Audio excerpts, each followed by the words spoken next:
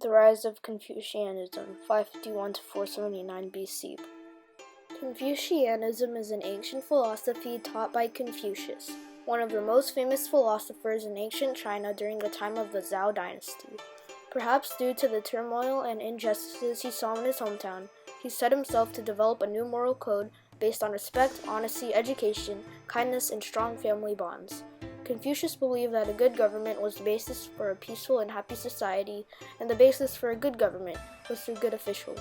His teachings later became the basis for religious and moral lives throughout China. Confucius was the basis of Confucianism, just the way Jesus was for Christianity. The development of Confucianism had a reason. Here's the reason why.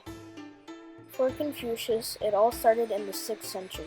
The Chinese states were undetermined of who held authority of the Zhou Empire, which had held supreme rule for over 500 years.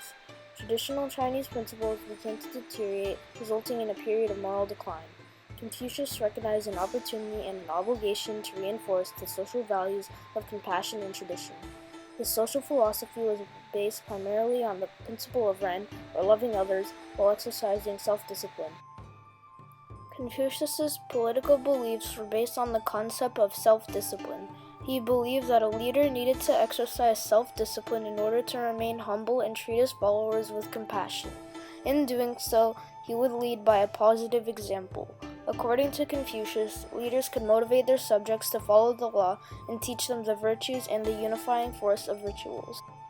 The 5 virtues of Confucius's moral code for a peaceful and happy society had meant a lot to many people's everyday lives in China.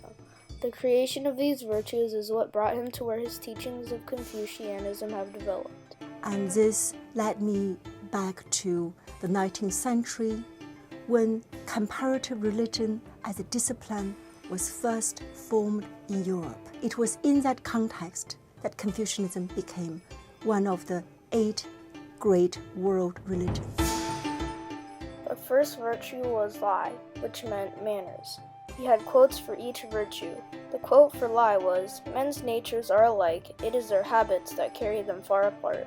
The second virtue was Ren, the most important virtue, which meant kindness. The next virtue was sin, which means truthfulness and faithfulness. The quote for this virtue was, "The superior man is the modest in his speech, but exceeds in his actions." The fourth and probably the second most important virtue was Yai, which meant generosity and honesty.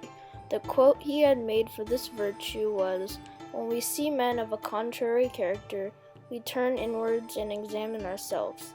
The last virtue was Sao, which means strong family values. The quote was, "The strength of a nation derives from the integrity of the home." These virtues basically tell the teachings of Confucianism. Confucius's quotes are a big part in Confucianism because they tell how to live the life of his teachings. There are many quotes other than the ones for his virtues that have a meaning such as this one. It does not matter how slowly you go as long as you do not stop. This quote is trying to say that no matter how hard the struggle is, you should never quit because a little is better than nothing. Here is a video on a quote made by Confucius. It has beauty, but not everyone sees it. That means there's beauty in everything, no matter how small, how insignificant, or even how at first glance ugly some things may seem. That's right. Confucius told all his teachings in quotes or virtues, which is a big inspiration to many people. Confucius also wrote the Analects in order to guide and encourage Chinese citizens to conform to his philosophy. The Analects are pithy sayings describing proper behavior. For example, "The true gentleman is friendly but not familiar." This is meaning the inferior man is familiar but not friendly. Confucianism has been one of the most influential religions for positivity all around the world. The world continues to follow Confucianism's teachings to live a peaceful and happy life.